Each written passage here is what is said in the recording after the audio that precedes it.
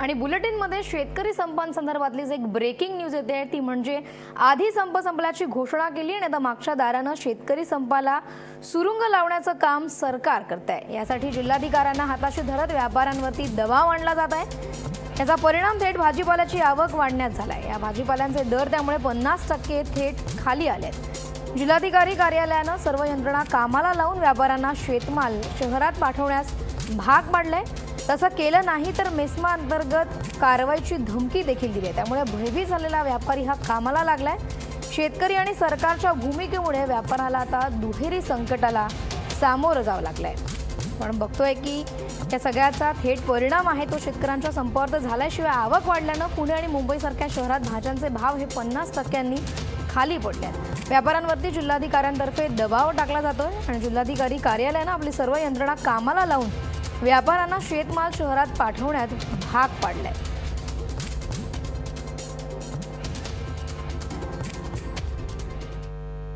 आज रोजी कांद्याची आवक 75 गाडी झालेली आहे, बटाट्याची आवक 60 ते 65 गाडी झालेली आहे। गेल्या 3-4 दिवसापर्यंत आपण जर पाहिलं तर आज आवक वाढलेली आहे।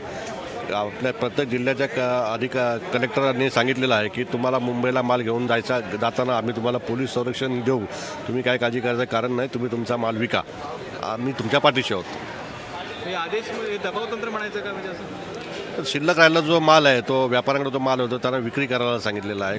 कुठल्या पण तुम्ही विका, नाहीतर आम्हाला पुढचं पाऊल उठून घ्यायला लागेल।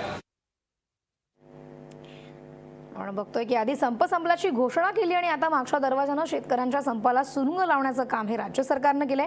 याचा थेट परिणाम शेतकऱ्यांच्या संपावर तर झालाय, शिवाय आवक वाढल्यानं पुणे आणि मुंबईसारख्या शहरात भाज्यांचे भाव हे 50%नी खाली पडलेत। व्यापाऱ्यांवरती जिल्हाधिकाऱ्यांतर्फे दबाव टाकण्यात आलाय। जिल्हाधिकारी कार्यालयानं आपली सर्व यंत्रणा कामाला लावून व्यापाऱ्यांना शेतमाल शहरात पाठवण्यात भाग पाडलाय। तसं केलं नाही तर मेस्मा अंतर्गत कारवाईची धमकी देखील देण्यात आली आहे। यामुळे घाबरलेला व्यापारी माल घेऊन शहरात आलाय आणि हे भाव पडले, त्यामुळे दुहेरी संकटांना त्यांना सामोरं जावं लागतं। याचाच अर्थ असा की शेतकऱ्यांचा संप हा शिस्तबद्ध पद्धतीने कुठेतरी संपवण्यात आलाय। आणि या संदर्भातच आपण अधिक माहिती घेणार आहोत आपले रिपोर्टर शैलेश तवटे यांच्याकडून। शैलेश, आपण बघतोय की सगळीकडे खरं तर या शेतकरी आंदोलनाचा सगळे आक्रमक रूप पाहायला मिळते आणि त्यात आपण बघतो की शेतकरी आणि सरकारच्या भूमिकेमुळे व्यापाऱ्यांना कुठेतरी संकटाला सामोरं जावं लागतंय। काय सांगशील या सगळ्या विषयी अधिक?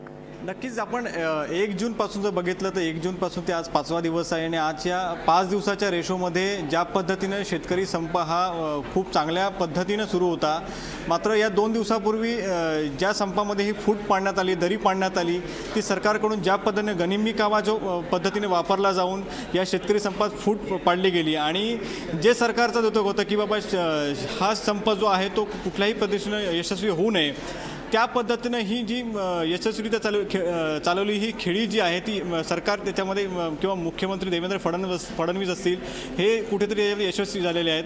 पण या सगळ्या गोष्टीनंतर मुंबईमध्ये भाजीपाला येणार की नाही किंवा जो काही कांदा बटाटा असेल तो मुंबईमध्ये येणार की नाही या संदर्भात शासकता होती, कारण प्रत्येक जिल्ह्यामध्ये गावोगावी तिथे टँकर असेल किंवा तिथल्या भाजीपाल्याच्या गाड्या ज्या असतील त्या तिथला भाजीपाला जो आहे तो फेकण्यात येत होता। मात्र कुठेतरी ज्या ट्रान्सपोर्ट व्हेकलची सुद्धा कुठेतरी नासधूस केली जायची, त्यामुळे घाबरून व्यापारी देखील मुंबईमध्ये माल जो आहे तो पाठवत नव्हते। पण आणि एक अतिशय ॲग्रेसिव्हली जी ह्या सगळ्या संपात ते सगळे नागरिक जे आहेत, शेतकरी आहेत, ते संपामध्ये सहभागी झाले होते। मात्र या सगळ्या संप फुटल्यानंतर कुठेतरी आता मुंबईमध्ये ज्या भाज्यांचे दर जे आहेत ते वाढले होते, 100% भाजीपाला हा दर वाढला होता। कांद्या बटाट्यामध्ये सुद्धा 2 ते 3 रुपयांनी वाढ झाली होती। मुंबईमध्ये कांद्याची या 3 दिवसामध्ये एकही गाडी आली नव्हती, त्यामुळे मोठ्या प्रमाणात मुंबईमध्ये त्याचा फटका बसला होता। दुसरी गोष्ट म्हणजे भाजीपाल्यांचे दर जेही 100%ने वाढले होते। मात्र ह्या सगळ्यानंतर आता कुठेतरी संप जो आहे तो संपामध्ये फूट पडल्यानंतर आज ज्या मुंबई बाजार समितीमध्ये 450 गाड्यांची आवक झाली भाजीपाल्याची, तर 70हून अधिक ह्या कांद्याच्या गाड्या ज्या आहेत त्यांची आवक झालेली आहेत। म्हणजे 70% ह्या परराज्यातून असेल, म्हणजे कलकत्ता असेल, तामिळनाडू असेल, उत्तर प्रदेश असेल, मध्य प्रदेश असेल, दिल्लीवरून या सर्व परिसरातून ज्या भाज्या ज्या आहेत त्या मुंबईमध्ये दाखल झाल्या।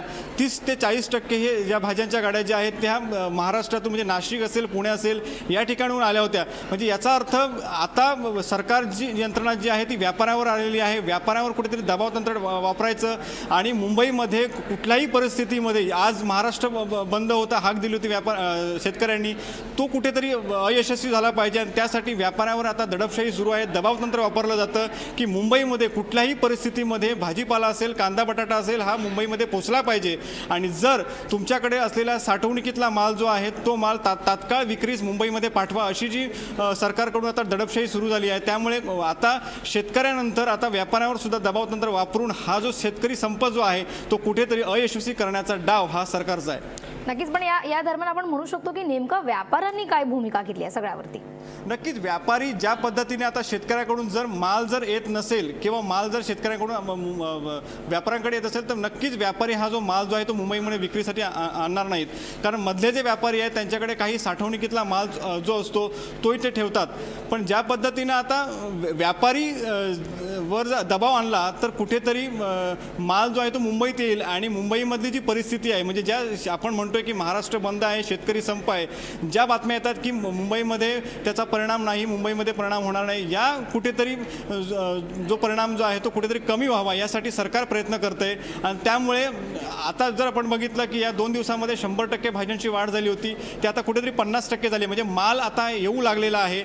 आणि दुसरी महत्त्वाची गोष्ट म्हणजे की परराज्यातून कुणाचं नियंत्रण नाही, परराज्यातल्या गाड्या ज्या यावर सुद्धा सरकारने आता पोलीस संरक्षणामध्ये ज्या गाड्या ज्या आहेत त्या मुंबईपर्यंत पोहोचवल्या जात आहेत. आणि त्यामुळे कुठेतरी हे व्यापाऱ्यावर दबाव तंत्र वापरून आता मुंबईतला जो किंवा एक राज्यातला संप जो शेतकरी संप आहे तो अयशस्वी करण्याचा हा जो प्लॅन जो आहे तो सरकारचा आहे. नक्कीच, त्यामुळे व्यापाऱ्यांवरती हे दबाव तंत्र अवलंबण्यात येत आहे. धन्यवाद शैलेश, तू दिलेल्या या सविस्तर माहितीबद्दल.